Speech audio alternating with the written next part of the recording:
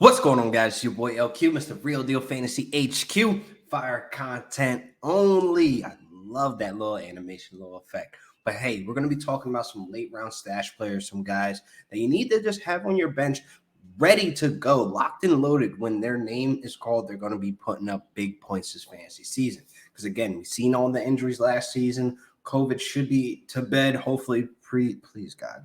No more COVID. But anyway, you need guys who are going to be ready on your bench to be able to show up and show out when their name needs to be called. And again, I like having the players that I'm going to have on this list on my roster because I currently got some shares of these guys, and I feel really confident, going into season with them as backup. So I don't want to waste any more time. So let's get right into the episode.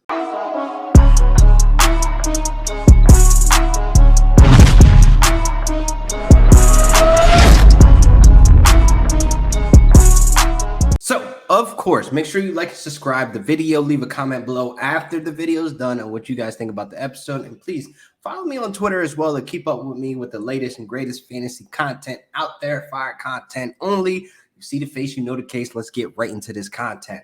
So stash players, guys that are going to be on your bench that need to step up when their name is called. And I really feel confident with these three guys.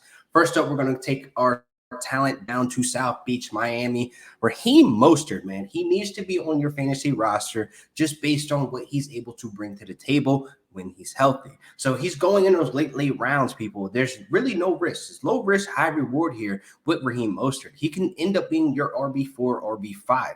Now, what I saw in the preseason last week, man, he put on a show. I mean, the 26-yard run that he had outside, that was in an 8-man stack box. And I feel like, he still has that vision to get out of the way, get outside, and burst for a 26-yard run.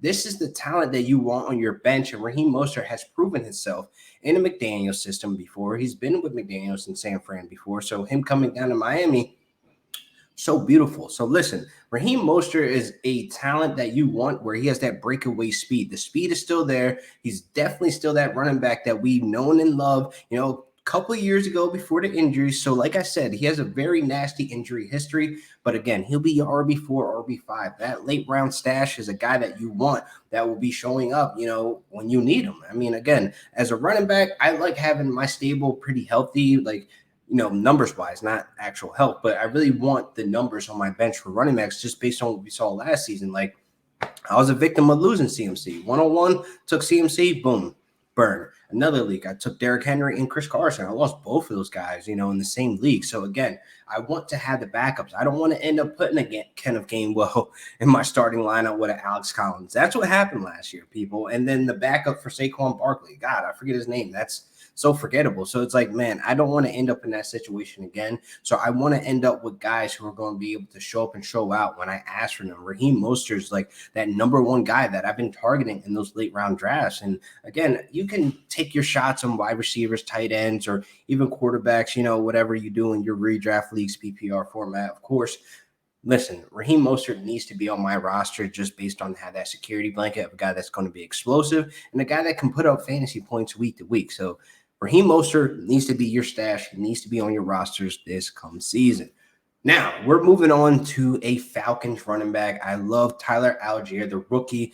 Now, listen, the situation might seem a little nasty because you still have Cordero Patterson there as well. But everything I've saw in preseason from Tyler Allgeier has been beautiful, man. He's catching passes out of the backfield. He actually had a receiving touchdown as well. He's running the ball very well. I really feel as though the Falcons would use him more so as like the early down back, maybe a third down back, but I really see Cordero Patterson being used more as a wide receiver more so than a running back this season because they actually have somebody there. They don't really have a good, stable, I want to say running back room, but Tyler Allgeier seems to be popping on paper and popping off on tape of like the guy that can handle this bell cow role. If you look at his college stats, man, he's running hard. And again, him catching passes out of the backfield, that gives me hope that there's some type of PPR upside here with Tyler Allgeier. Because again, Cordero Patterson ultimately is a wide receiver, tight end, a water boy, a punt returner, a kick returner, a running back, a quarterback. Like he's everything. He's a hybrid of a mixture of everything.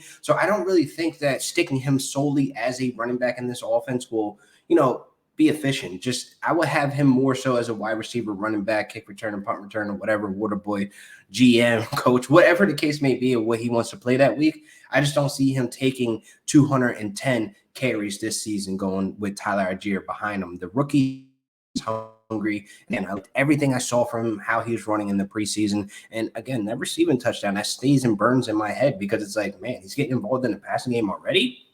Man, you gotta love the value you're getting on Tyler Algiere. He's another guy that's going in those late rounds where he could easily be your RB4. You be sitting pretty because I love a stable of running backs when I have a guy like that, like a rookie that's hungry in those later rounds, because man, he could end up being a league winner here, people. We can easily see this offense start gelling with Ritter or Mariota, where Cordell Patterson's more so a wide receiver than a running back, where you have Kyle Pitts and you have Drake London, et cetera, et cetera.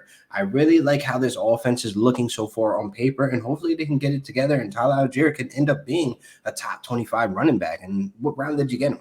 14, 15, maybe even the 16th round. And again, he's your running back 4 and 5. So he's a stash. He's a must-have. He's not a watch list guy. He's not a waiver wire guy. You need to go out and pick him up right now. Now, moving on to my last guy. He's a Ram, so definitely getting excited about this one. I hope he makes the 53-man roster, but Sean McVay said he made a strong case, and Lance McCutcheon, catch it, who cares? He is a wide receiver for the Rams that's making a case of why he needs to be on the team and be part of that wide receiver depth chart. So listen, hear me out. Tutu Atwell's there, Ben Skoronek's there, et cetera, et cetera. But the difference between those guys and Lance McCutcheon is that we've seen big plays in preseason from Lance McCutcheon over Tutu, over Ben Skoronek, and whoever else is on that depth chart. Lance went out there and balled out all 3 weeks, and I definitely feel as though he makes the roster. And you got Van Jefferson coming back from a minor knee injury, a minor, knee surgery, and I really feel as though they don't have that much depth in that wide receiver room that can step up and make the big plays. Like, we've seen video of OTAs and training camp of Tutu Atwell making plays here and there, but I don't think that's consistent. I think that's more so a Deshaun Jackson role we've seen, where Deshaun got in for, like, let's say 10 snaps a game, if that, you know what I mean? Like, I feel like he's a one-trick pony. I really see Tutu like contributing on special teams more so in the starting lineup. But if anything was to happen to Van Jefferson, if he was to retweak his knee, knock on wood, hopefully he does not, I think Lance is the first guy they call up. I think he's the guy that's going to make an impact immediately once they put him in real time, real life, regular season games. Because, man, he went out there and put on a show. He got guys like me excited, Rams fans. He got Sean McVay vouching for him, saying he made a strong case to make the 53 roster. But listen, he is going in so late in drafts to where he's probably going undrafted. And I'm telling you to spend your last pick on Lance, because you definitely want a piece of this Rams offense this season. You definitely want to have parts of the wide receiver room. If you miss out on Cooper Kupp, Allen Robinson, even Van Jefferson, man, you got to get Lance in that last round to where he'll be able to contribute eventually during the season. Or, like I said, he's a stash player. He'll be on your bench. He's not rotting on your bench. He's definitely a guy that can contribute when his name is called. And I'd rather have these guys locked and loaded than, again, running to the waiver wire, competing with your league mates to go get this guy. I want to have the talent on my bench at all costs. They're not wasting a spot.